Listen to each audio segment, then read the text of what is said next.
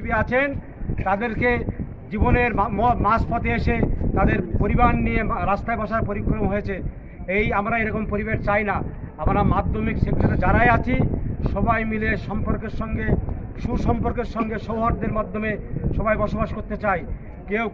সবাই সুখী থেকে পাশে থাকতে চাই। আমরা সবাই মিলেমিশে থাকতে চাই।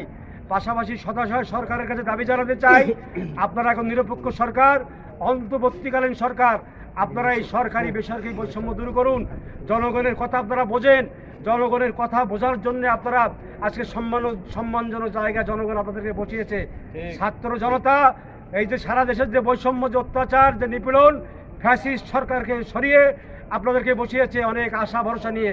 আমরা 18 কোটি মানুষ আমরা দাবি জানাই, আপনারা আমাদের এই মাধ্যমিক সেক্টরের যে বৈষম্য, এই বৈষম্য দূরীকরণ করে আমাদের শিক্ষক সমাজের যে কষ্ট লাঘব করে আমরা